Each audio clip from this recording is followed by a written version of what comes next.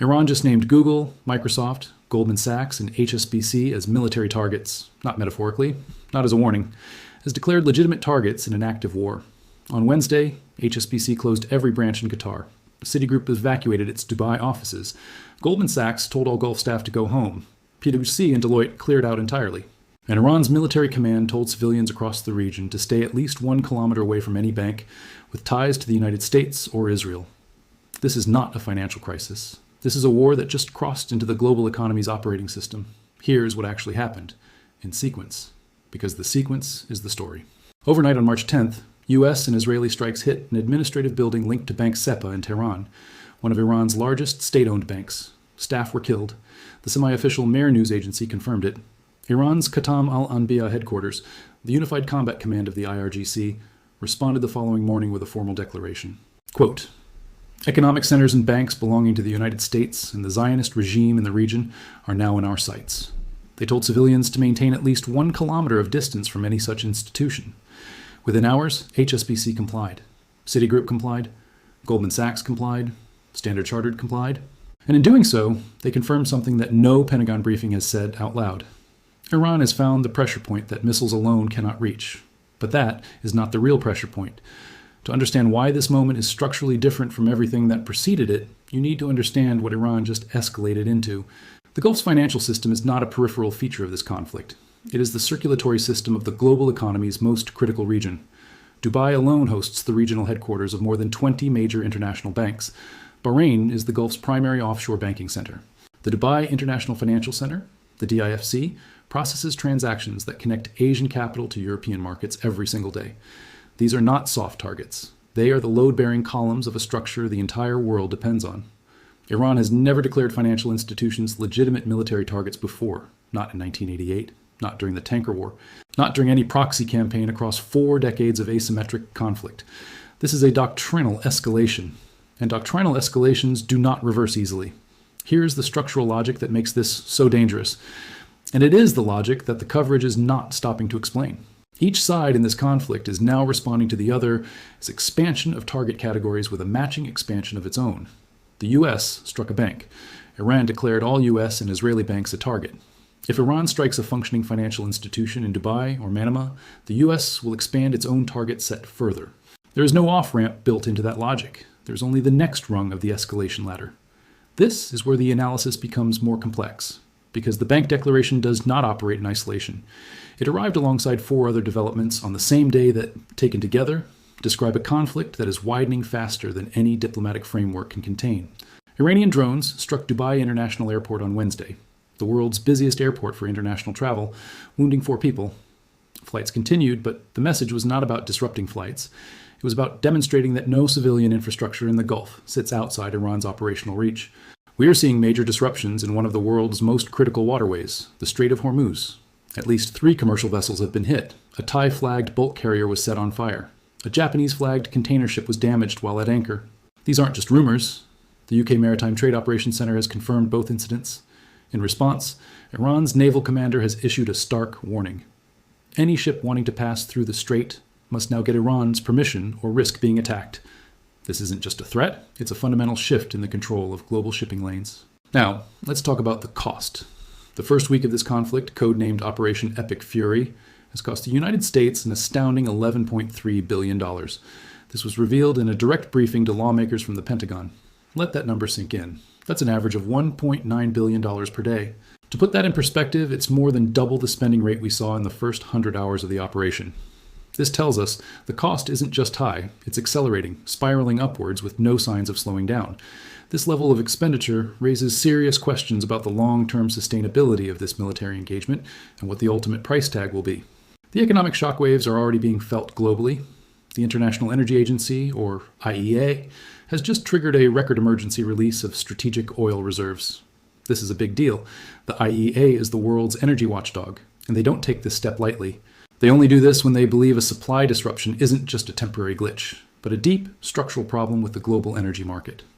This action is a clear signal that the world's top energy authorities are bracing for a prolonged period of instability and high prices, directly linked to the chaos in the Strait of from analyzing hardware to analyzing the human element, the actors on this global stage. And the most important actor right now is a ghost. His name is Mojtaba Khamenei. On March 8th, he was elected the new supreme leader of Iran. This is significant for several reasons. First, he's the son of the previous supreme leader, the man the United States killed on the very first night of this war. This makes the conflict deeply personal for him. But what's truly astonishing is his background, or rather, his lack of one. Mojtaba Khamenei has never held public office. He has never had a formal military title. He has never given a press conference. He has never addressed a foreign government. He has never sat across a negotiating table from anyone. Think about that. On the day he was chosen to lead his country through one of the most intense military conflicts of this century, his entire public-facing experience was zero. Yet, on that day, the powerful Islamic Revolutionary Guard Corps, the IRGC, pledged their unwavering allegiance. Senior government officials lined up to show their support.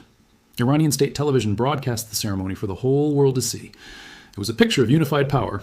And then he vanished. Poof, gone from the public eye. Just as the world was trying to understand who this new leader was, he disappeared.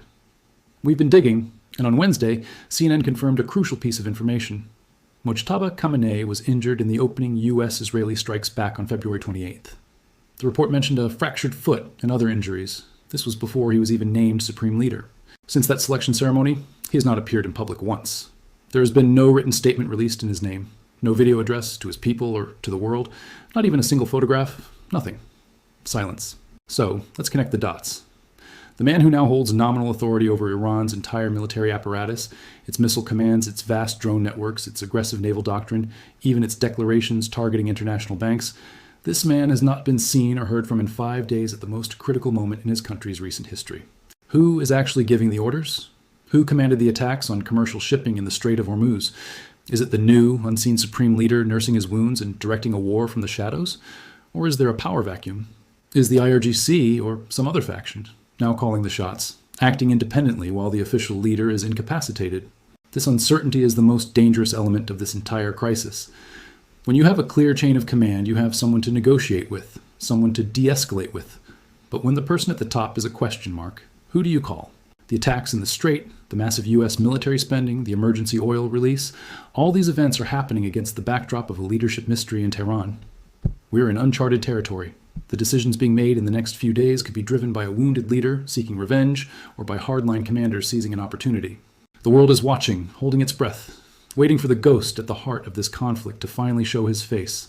The lack of clarity is, in itself, a massive accelerant to this conflict, making miscalculation and further escalation dangerously likely.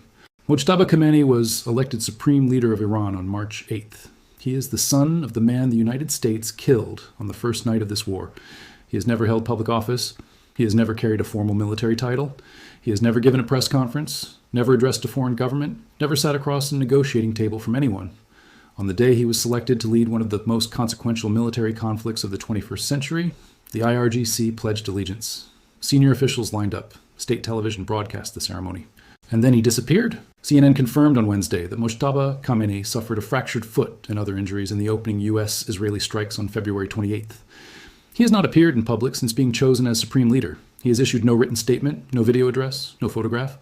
The man who now holds nominal authority over Iran's military apparatus, over its missile commands, its drone networks, its naval doctrine, its bank targeting declarations, has not been seen or heard from in 5 days. Think about what that means in operational terms. Every major escalation of the past week came from the Khatam al-Anbiya headquarters, the IRGC's Unified Combat Command, not from the Supreme Leader's office, not from President Pezeshkian, not from the Transitional Council. The Khatam al-Anbiya declared banks legitimate targets. The Khatam al-Anbiya ordered ships stopped in the Strait of Hormuz. The Khatam al-Anbiya issued the 1-kilometer evacuation warning to Gulf civilians. These are not tactical battlefield decisions. These are strategic doctrine declarations that expand the scope of who this war is being fought against. And they are being made by a military command structure that is, at this moment, operating without a confirmed, visible, communicating political authority above it. That is not a sign of Iranian weakness. It may be the most dangerous structural feature of this entire conflict. Here is why. Every de-escalation framework ever designed for a modern conflict assumes the existence of a counterpart, a leader, a decision-maker with the authority to say, stop, and have that word mean something across every command node simultaneously. Diplomats need a phone number. Mediators need a room where someone with real authority is sitting. Backchannels require a recipient who can convert a message into a policy change.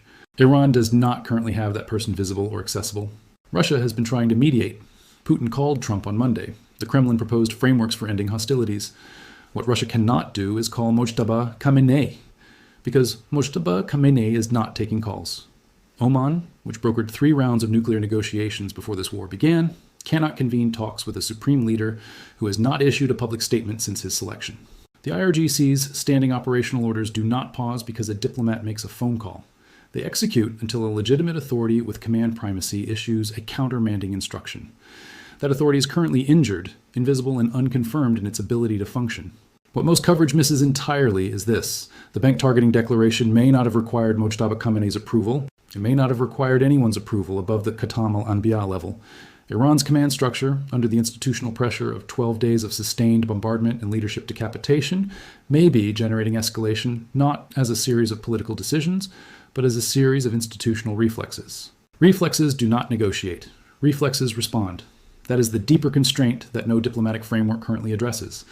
Iran's most consequential escalatory moves in this conflict may not be decisions. They may be standing orders executing themselves. For the Gulf states, the calculation is becoming acute. Kuwait, the UAE, Saudi Arabia, and Bahrain have absorbed 12 days of Iranian attacks while maintaining operational neutrality, allowing U.S. forces access without becoming co-belligerents. That position holds when attacks target military infrastructure. It fractures when Iranian drones hit Dubai's airport. Iranian commands instruct civilians to evacuate financial districts, and global banks begin boarding up their offices. A government that cannot protect its airport and its banking system from declared hostile targeting faces a population that starts asking whether the current security arrangement is still functional. Greece announced price caps on gasoline and food on Wednesday. A Eurozone government imposing wartime economic controls 12 days into a Middle East conflict. The Federal Reserve cannot offset a supply-side energy shock with interest rate policy. That consequence arrives in household budgets within 60 to 90 days. The worst of it has not been felt yet. 3 indicators to watch in the next 72 hours. First, whether any Gulf financial institution is physically struck. A declared threat and an executed strike are separated by a threshold that, once crossed, cannot be uncrossed. If Iran strikes a functioning bank in Dubai or Manama, Gulf states move from operational neutrality toward active co-belligerence. That changes the conflict's scope entirely. Second, oil prices in response to the IEA emergency release. If Brent does not fall below $110 despite that release, the market is pricing in supply disruption that strategic reserves cannot offset. That number will tell you more about this conflict's economic trajectory than any official statement from any capital. Third, the UN Security Council vote on the Gulf Cooperation Council resolution, which condemns Iranian attacks on 7 neighboring states. Russia and China hold veto power. Whether they use it signals whether a negotiated off-ramp institutionally exists, or whether this conflict has moved beyond the mechanisms designed to contain it. Iran declared banks a battlefield on March 11, 2026. 12 days into a war that began as a targeted military campaign and has become something the architects of the global financial system never designed their institutions to withstand. The question is not whether this changes the conflict. It already has. The question is whether any actor in this system has both the authority and the incentive to stop before the next threshold is crossed. Right now, the answer to that question is not visible in any public statement from any capital, and that absence is the most important signal of all.